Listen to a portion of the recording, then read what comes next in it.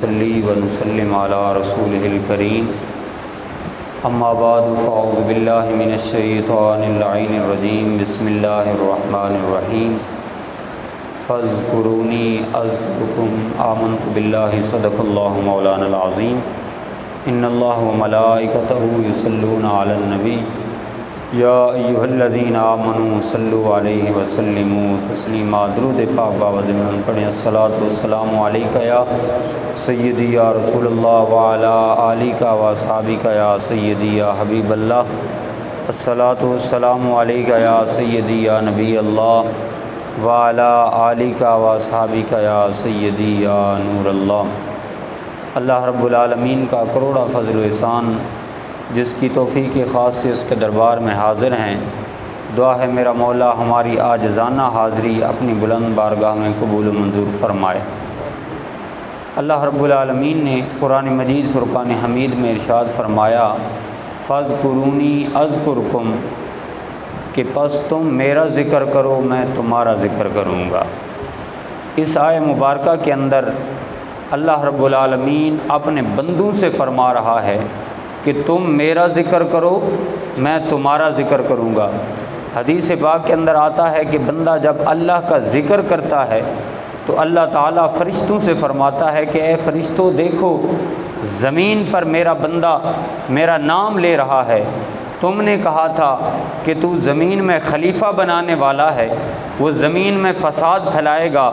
قتل و غارت کرے گا، میں نے تو بندے کو اس لیے پیدا کیا تھا کہ یہ زمین میں جا کر میرا ذکر کرے گا۔ اور دوسری حدیث کے اندر آتا ہے کہ اللہ رب العالمین نے فرمایا سبعۃ یظلھم اللہ تعالی فی ظلہ یوم لا ظل الا ظلہ وَرَجُلٌ ذَكَرَ اللَّهَ خَالِيًا فَفَاضَتْ عَيْنَاهُ۔ فرمایا قیامت کا دن ہوگا، اللہ تعالیٰ 7 بندوں کو اپنے عرش کا ٹھنڈا سایہ عطا فرمائے گا، اور ایک بندہ ان میں سے وہ ہے جو علیحدہ بیٹھ کر اللہ کا نام لیتا ہے، اللہ کا ذکر کرتا ہے اور اس کی آنکھوں کے اندر آنسو آ جاتے ہیں۔ فرمایا وہ بندہ کل قیامت کے دن جب بارگاہ خداوندی میں حاضر ہوگا تو رب ذوالجلال اس بندے کو اپنے عرش کا ٹھنڈا سایہ عطا فرمائے گا۔ تو ذکر خدا ایک ایسی کستوری ہے کہ اس دنیا میں بندہ جب رہتا ہے اللہ کا ذکر کرتا ہے تو اللہ تعالیٰ فرشتوں میں بیٹھ کر اس بندے کا ذکر فرماتا ہے، اور جب بندہ اس دنیا سے چلا جاتا ہے تو اللہ کے ذکر کے ساتھ جو جڑا رہتا ہے رب ذوالجلال پھر اس کو یہ مقام عطا کرتا ہے کہ جس طرح ذکر خدا کے اندر دوام اور باقی رہنا یہ اس کی علامت ہے، اسی طرح رب ذوالجلال اس بندے کو فنا نہیں ہونے دیتا بلکہ اس کے لیے ہمیشہ کے لیے اس کو باقی کر دیتا ہے، ہمیشہ کے لیے اس کے نام کو دنیا کے اندر لوگوں کی زبان پر جاری فرما دیتا ہے۔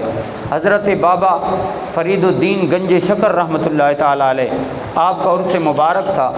حضرت پیر مہر علی شاہ صاحب رحمۃ اللہ تعالیٰ علیہ آپ وہاں تشریف لے کر گئے تو وہاں ایک نعرہ لگ رہا تھا کہ اللہ محمد 4 یار حاجی خواجہ قطب فرید حق فرید یا فرید۔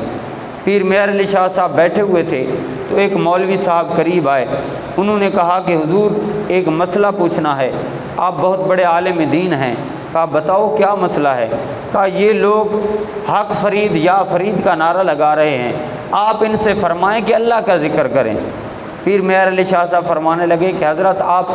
کو قرآن مجید پڑھے ہوئے ہیں؟ انہوں نے کہا کہ میں نے الحمدللہ قرآن بھی پڑھا ہے، حدیث بھی پڑھی ہیں، 8 سال مکمل درس نظامی کیا ہے،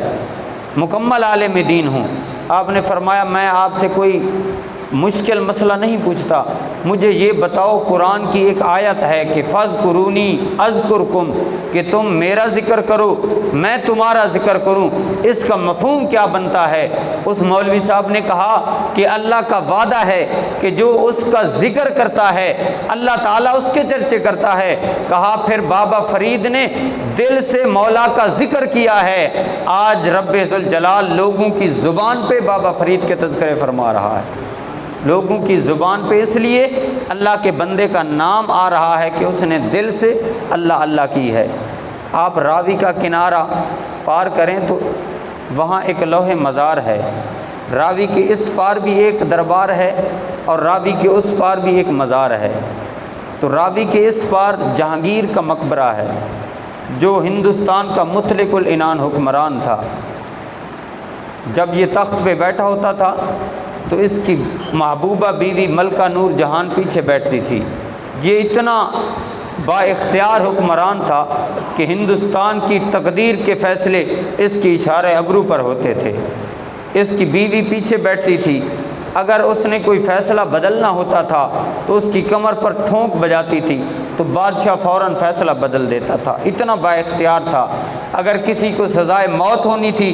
تو اسے آزاد کر دیتا تھا، کسی کو آزاد کرنا ہوتا تھا تو اسے سزائے موت دے دیتا تھا۔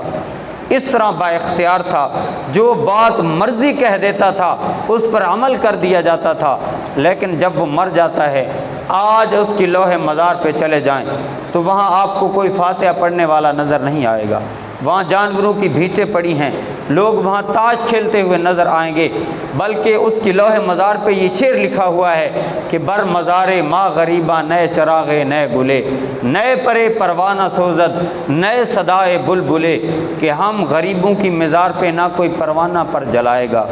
نہ کوئی بلبل گیت گائے گا، اور نہ کوئی پھول ڈالنے آئے گا،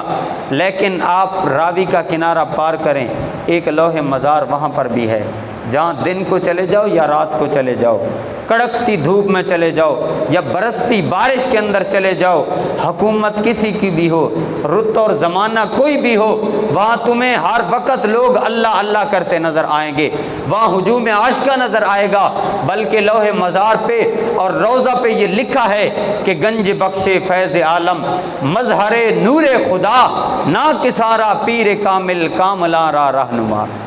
کہ ارے میں گسارو سویرے سویرے خراباز کے گرد پھیرے بپھیرے، کبھی اس طرف بھی گزر کر تو دیکھو بڑی رونقیں ہیں فقیروں کے ڈیرے۔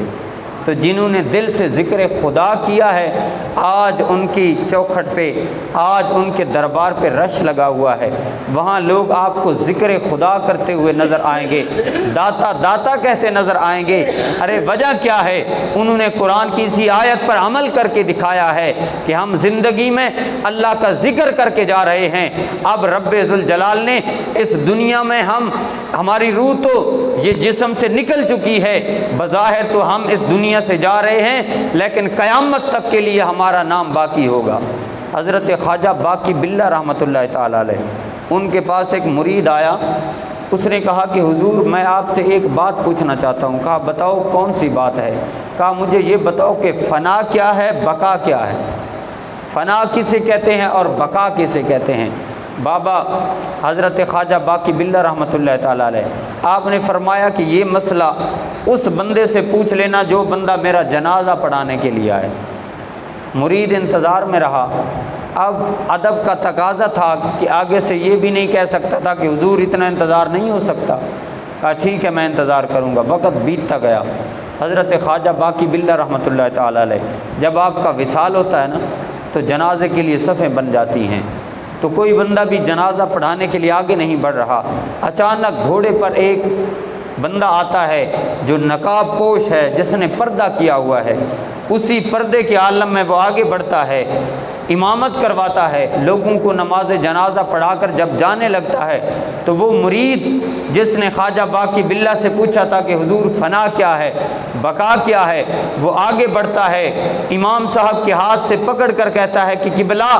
میرے مرشد نے کہا تھا کہ جو بندہ میرا جنازہ پڑھانے کے لیے آئے اس سے یہ مسئلہ پوچھ لینا کہ فنا کیا ہے، بقا کیا ہے، مہربانی کیجئے مجھے مسئلہ بتائیے۔ ادھر جب یہ بات پوچھی نا تو اس امام نے، اس مقتدا نے اپنے چہرے سے پردہ ہٹایا، تو مرید نے جب دیکھا تو غش کھا کے گر جاتا ہے۔ جب اٹھتا ہے تو کیا دیکھتا ہے؟ سامنے خواجہ باقی باللہ خود کھڑے ہیں اور فرماتے ہیں اے میرے مرید، جس کا جنازہ پڑھا ہے وہ فنا ہے، جو پڑھا کے جا رہا ہے یہ بقا ہے۔ خود اپنا جنازہ پڑھا کے جا رہے ہیں اور فرما رہے ہیں کہ جس کا پڑھا گیا ہے وہ فنا ہے، جو پڑھا کے جا رہا ہے یہ بقا ہے۔ تو جو اللہ رب العالمین کے ساتھ تعلق قائم کرتا ہے، ساری زندگی اللہ رب العالمین کے ذکر کو اپنا وظیفہ بنا لیتا ہے، پھر رب ذوالجلال اس بندے کو یہ مقام اور مرتبہ عطا کرتا ہے۔ دعا ہے رب ذوالجلال ہمیں بھی اپنے ذکر کے ساتھ وابستہ ہونے کی توفیق اور ہمت نصیب فرمائے، اور ہر وقت اپنے ذکر کے ساتھ زبان کو تر رکھنے کی توفیق نصیب فرمائے۔ آمین۔ وآخر دعوانا ان الحمدللہ رب العالمین۔